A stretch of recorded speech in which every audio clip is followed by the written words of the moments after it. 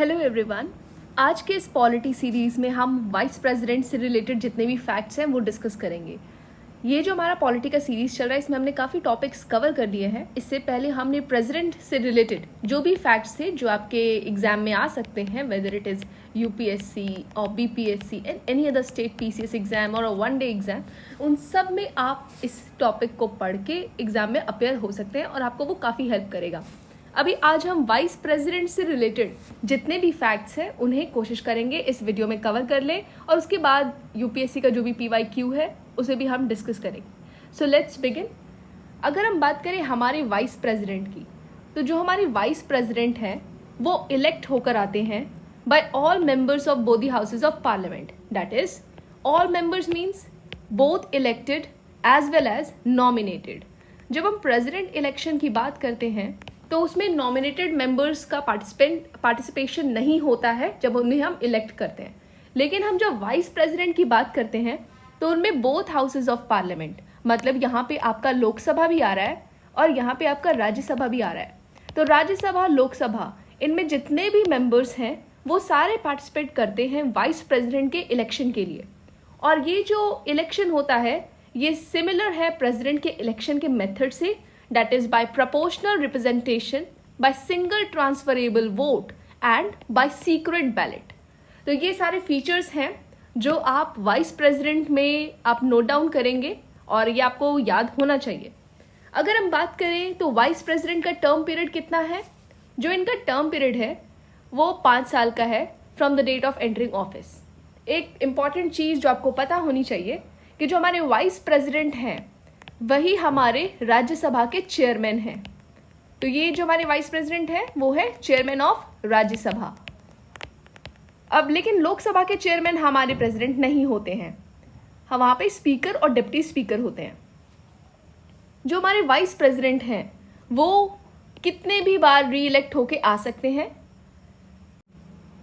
और सैलरी से रिलेटेड जो भी इंफॉर्मेशन है वो हमारे संविधान में नहीं दी गई है। It's not mentioned in our constitution, क्योंकि वाइस प्रेसिडेंट के एक्चुअली वाइस प्रेसिडेंट की सैलरी के बारे में हमारे संविधान में कुछ नहीं लिखा गया है, लेकिन हमें चेयरपर्सन जो है हमारे राज्यसभा के उनके बारे में दिया है। तो हमारे जो वाइस प्रेसिडेंट है वो चेयरपर्सन ही तो है, तो इसीलिए इनको राज्यसभा के चेयरपर्सन के तौर पर इन्हें जो सैलरी है वो दी जाती है, not as a vice president. तो हमारे जो संविधान में अगर आपको स्टेटमेंट क्वेश्चन में दिखता है कि salary of the vice president is mentioned in our constitution, तो हमें एक एक चीज स्टेटमेंट को देखना है। सैलरी जो है वो राज्यसभा चेयरपर्सन के रूप में ये लेते हैं, वाइस प्रेसिडेंट के रूप में नहीं, क्योंकि ये खुद चेयरपर्सन भी हैं। तो सैलरी वाइस प्रेसिडेंट का कॉन्स्टिट्यूशन में नहीं दिया हुआ है, इन्हें राज्यसभा के चेयरपर्सन वाली सैलरी मिलती है। और ये जो है रेजिग्नेशन किन्हें देते हैं? प्रेसिडेंट को देते हैं। जो हमारे प्रेसिडेंट हैं वो भी रेजिग्नेशन किनको देते हैं? वाइस प्रेसिडेंट को देते हैं। हमारे जो प्रेसिडेंट हैं वो जब ओथ लेते हैं तो वो ओथ किन से लेते हैं? Chief justice of India. लेकिन जब वो रिजाइन करते हैं तो वो किन्हें रिजाइन करते हैं? वाइस प्रेसिडेंट को रिजाइन करते हैं। और वाइस प्रेसिडेंट फिर लोकसभा को इन्फॉर्म करते हैं। अब यहाँ पे अगर हम देखें तो ये जो है वाइस प्रेसिडेंट, ये प्रेसिडेंट को रेजिग्नेशन देते हैं, मतलब प्रेसिडेंट जो है वो वाइस प्रेसिडेंट को रेजिग्नेशन दे रहे हैं और वाइस प्रेसिडेंट प्रेसिडेंट को रेजिग्नेशन देते हैं। इन्हें राज्यसभा के रेजोल्यूशन से रिमूव किया जाता है। मतलब अगर हम इनके रिमूवल की बात करें तो हमने प्रेसिडेंट का देखा था, वहां पे होता है इम्पीचमेंट, जो कि आर्टिकल नंबर 61 में दिया है और इसका प्रोसेस हमने उस वीडियो में डिस्कस करा है कि कैसे हम अपने प्रेसिडेंट को इम्पीच करते हैं। अगर हम बात करें वाइस प्रेसिडेंट, तो इनका जो रिमूवल कैसे होता है, ये है राज्यसभा के चेयरपर्सन। तो वहां पे रिमूवल ऑफ चेयरपर्सन का क्राइटेरिया है जो मेंशन्ड है।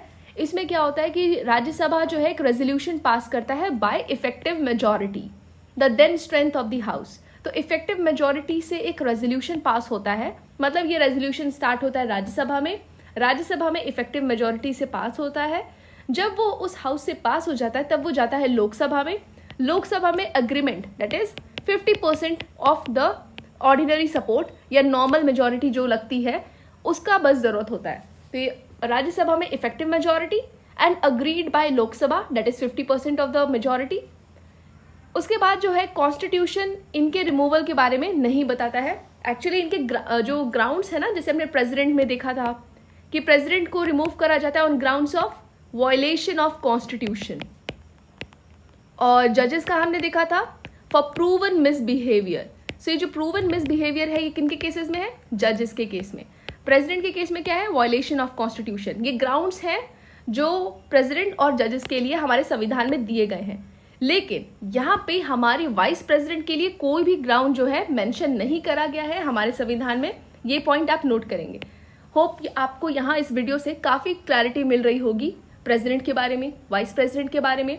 जैसे कि ये स्टेटमेंट है, अगर आपसे पूछ लिया, अगर आपको दे दिया जाता क्वेश्चन में कि vice president can be removed on grounds of violation of constitution, तो ऐसा नहीं है। कोई भी ग्राउंड हमारे वाइस प्रेसिडेंट के लिए हमारे संविधान में नहीं दिया गया है। अगर हम बात करें इनकी क्वालिफिकेशन की, तो क्वालिफिकेशन जैसा हमने प्रेसिडेंट का देखा था, सिटीजन होने चाहिए, सिटीजन बाय एनी मीन्स। जैसे हमने यूएसए का देखा था कि अगर प्रेसिडेंट बनना होता है अगर हमें यूएस कंट्री में, तो वहां पे होता है सिटीजन बाय बर्थ। लेकिन हमारे कंट्री में ऐसा नहीं है। हमारे यहाँ पे सिटीजन होना चाहिए, चाहे वो नेशनलाइजेशन से हो, चाहे वो रजिस्ट्रेशन से हो, चाहे वो बाय बर्थ हो, etcetera. Similarly vice president citizen होना चाहिए, 35 ईयर्स उनके कंप्लीट होने चाहिए and qualified for Rajya Sabha election. And हमने प्रेसिडेंट में क्या पढ़ा था? Qualified for Lok Sabha election. No office of profit, इनके भी केस में सेम है। 20 electors each as proposers and seconders. In case of president it was 50 electors. And अगर इनको इतने सपोर्ट नहीं मिल पाते, इनको इतने वोट नहीं मिल पाते हैं, तो 50,000 जो रुपीज ये जमा करते हैं इलेक्शन से पहले, और इलेक्शन के बाद अगर इन्हें इतना सपोर्ट या वोट नहीं मिलता है, देन ये जो है आरबीआई से जब्त कर लेती है, मतलब वो डिपॉजिट आरबीआई के पास चला जाता है, that is forfeited by RBI. Now Indian vice president जो है वो यूएसए की तरह है, लेकिन थोड़ा सा वहां पे डिफरेंस है। मतलब अगर हम वाइस प्रेसिडेंट की बात करें तो यूएसए के मॉडल पे ही जो एक्चुअली वहां पे क्राइटेरिया है, वो सारी चीजें, काफी चीजें जो है वाइस प्रेसिडेंट से सिमिलर है, लेकिन थोड़ा सा चीज यहाँ पे आपको डिफरेंट देखने को मिलेगा। जो वाइस प्रेसिडेंट का रोल है और जो इंपॉर्टेंस है वो देखने को मिलेगा। अगर हमारे यूएसए में प्रेसिडेंट की डेथ होती है, मतलब हम यहाँ पे कंसिडर कर सकते हैं कि जो ऑफिस है वो सडनली वेकेंट हो जाता है। वेकेंट हो जाता है किस केस में? Resignation, death, etcetera.